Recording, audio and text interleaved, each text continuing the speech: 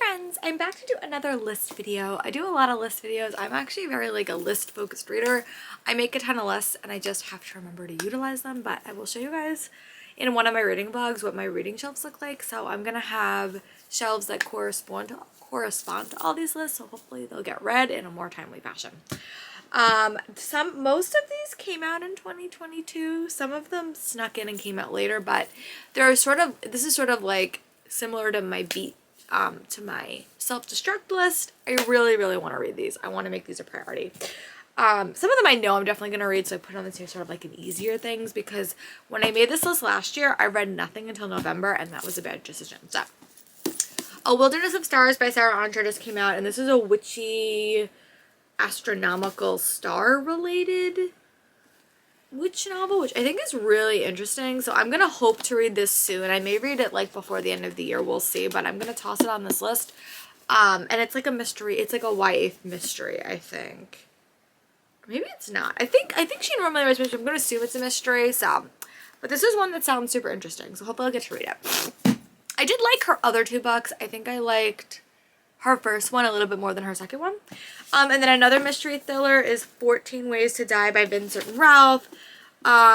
This is a girl named Jess. Her mom was killed when she was 7, and then she applies to go on this like public reality show where a serial killer is hunting her, I think.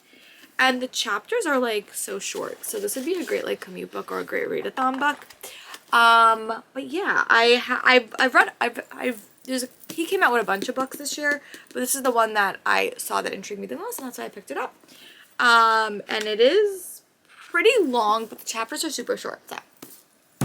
And then Tokyo Dreaming by Amiko Jean is the sequel to Tokyo Ever After, and I liked book 1, so I wanted to read book 2, and again, I'm trying to read more sequels in 2023, so this would be a really nice one to keep going. And I'm going to talk about that in my goal video whenever I film it.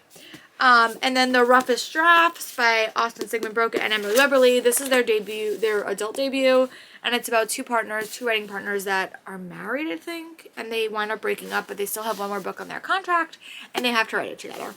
They're also coming out with a new book in January, which I just learned about, so I'm going to definitely try to read this before then.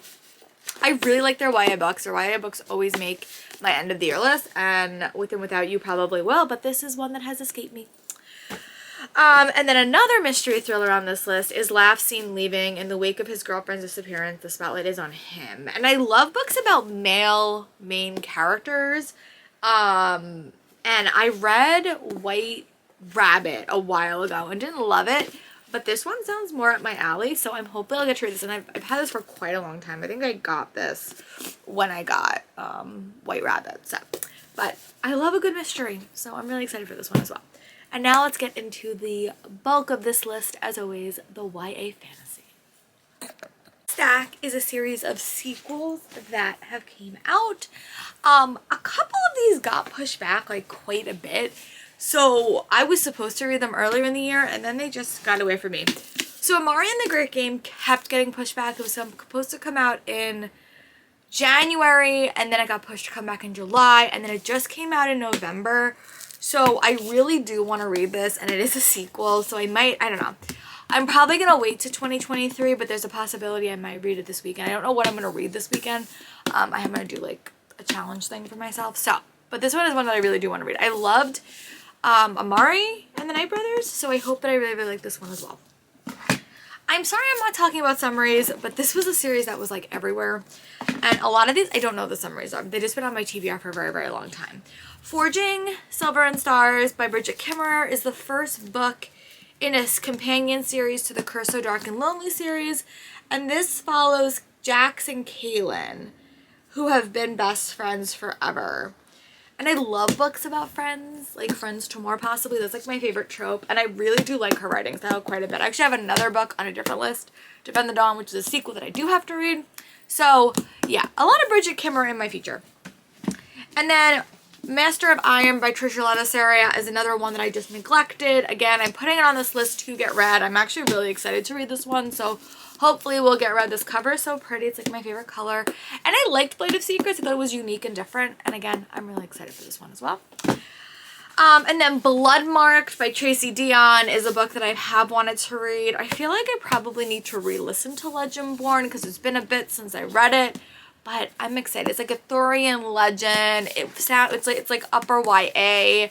And I really like Arthurian legend, so anything that gives me vibes like that, I will read.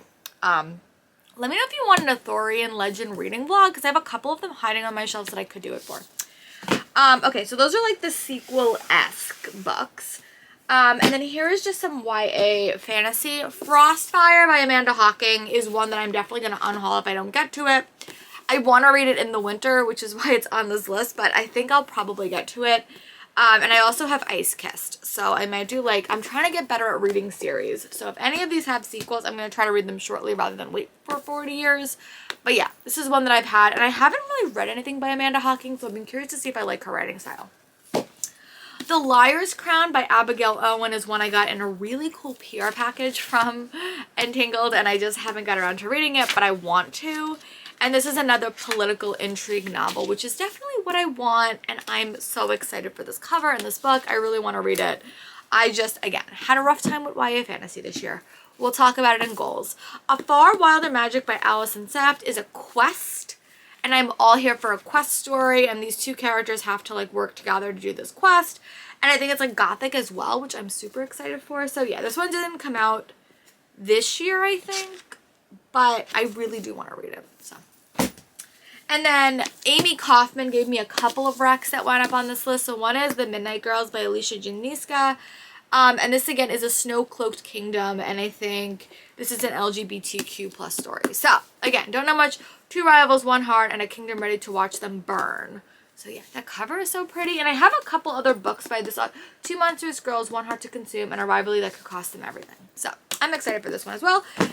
And then I also wound up picking up Twin Crowns by Catherine Doyle and Catherine Weber.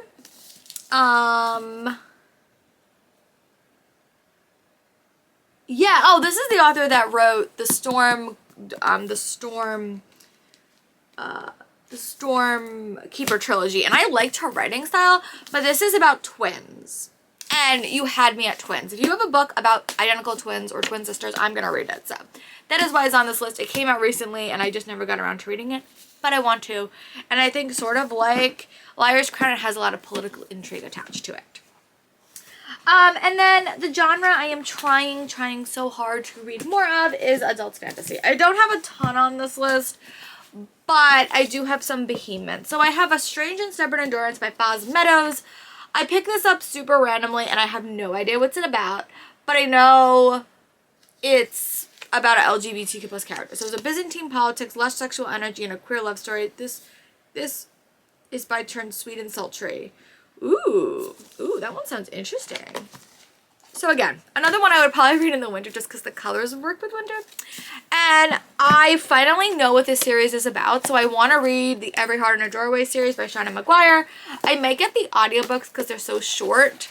And I really don't like not wasting money, but I think these books are just so short to have physical copies of, but I borrowed two from my friends, so that's why I have it. Every Heart in a Doorway.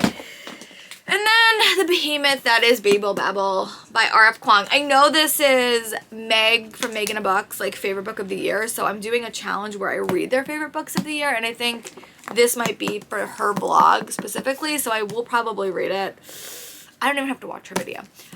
It's just a behemoth. I do have the audio as well, but I do want to really sit down and finally read something by R.F. Kuang, so yeah, those are the books that I want to read in my backlist challenge. I'm going to pop back in and tell you guys how many that is because I didn't actually count it up.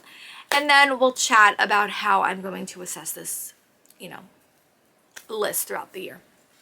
So I did wind up adding one. I wound up adding the Thursday Murder Club to my TBR. I forgot I actually put it on there. So I think I have about 18 books. And what I'm going to do is I'm going to check in with you guys March, June, September, and December. I might add a November check-in too, just to sort of keep me on track. But that's where we are right now. So it's 18 books that I hope to read in 2023. And on average, I normally read about 200 books a year. And these books I'm really excited for. Unlike all my lists last year when I made them, I'm really excited for these books and hope that they get read.